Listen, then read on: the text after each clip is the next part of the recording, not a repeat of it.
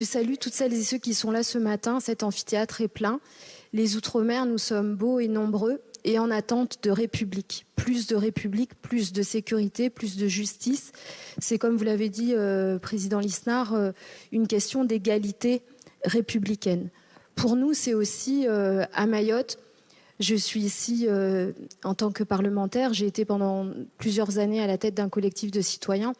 Je suis ici la représentante la population. La population, je ne suis pas au Sénat qui représente les élus. Alors je vais ici me faire la voix de la population en vous faisant part de mon immense désarroi. On a passé 10 jours d'enfer à Mayotte. Et vous en rentrez avant-hier. Je suis arrivée ce matin. Non, je suis arrivée ce matin. On a passé 10 jours d'enfer à Mayotte où on a vu nos enfants attaqués dans les bus à la machette. Cette nuit... Vous entendez bien, oui, à la machette. Cette nuit, plusieurs maisons ont été incendiées, des entreprises. Et en fait, dans l'indifférence générale, ce qui est le plus dur à vivre pour nous, c'est la solitude qu'on subit. Et cette terreur dure depuis des années.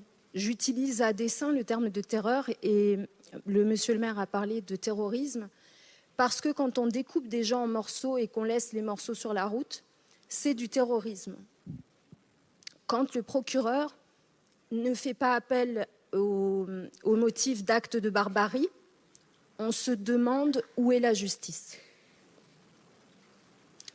Je suis en colère parce que Mayotte appelle à l'aide depuis des années et que, comme d'autres territoires, nous avons voté contre le président Macron et qu'on a l'impression d'être punis et laissés face à nous-mêmes et laissés dans un bain de sang qui, en fait tout reculer. Les investisseurs fuient, les chefs d'entreprise fuient, les familles s'installent dans l'Hexagone ou dans les départements voisins à La Réunion. On est en train, nous, à Mayotte, de subir une crise qui était annoncée. On ne peut plus entendre « c'est pas moi, c'est le maire, c'est pas moi, c'est le conseil départemental, c'est pas moi, c'est l'État, c'est pas moi, c'est la police, c'est pas moi, c'est la gendarmerie ». Pour mémoire, maintenant, la préfecture à Mayotte diffuse les chiffres zone gendarmerie, zone police. J'ai du mal à entendre ce que veut le représentant de l'État à Mayotte en montant les uniformes les uns contre les autres. Mais au final, quand vous êtes agressé, vous ne vous demandez pas c'est la faute à qui, vous voulez de la justice. Pendant tous ces jours de violence à Mayotte, il y a eu une seule arrestation cette nuit. On parle de mineurs qui sont étrangers, en très grande majorité, qui se déplacent par bande de centaines de personnes. Centaines de personnes. Et une arrestation. Voilà. Donc nous, on demande, on exige un choc de souveraineté, on exige un choc de sécurité, on demande l'armée, on demande le RAID, on demande le GIGN. Vous allez me dire la prévention, tout ça, blabla. Quand on découpe les gens en morceaux, on a dépassé le stade de la prévention. Nous, on ne peut plus s'embarrasser des bonnes intentions et des tabous des uns et des autres, parce qu'on est dedans.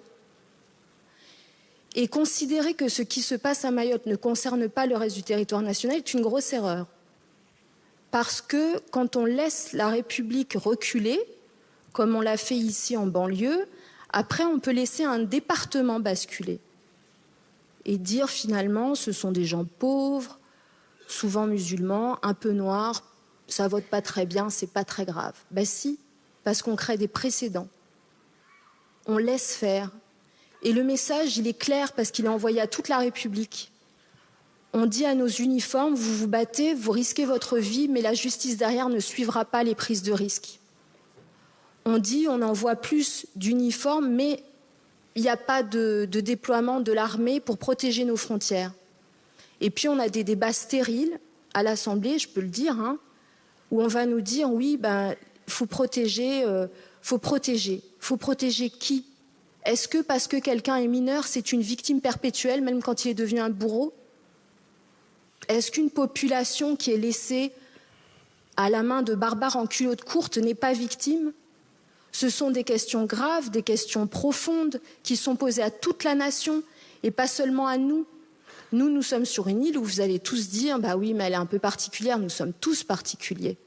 Donc des questions qui nous interpellent. Je vous laisse terminer.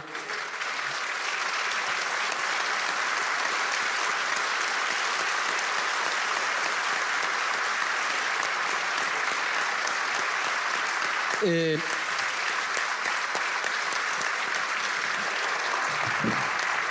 merci Estelle Youssoufa, merci Madame la députée.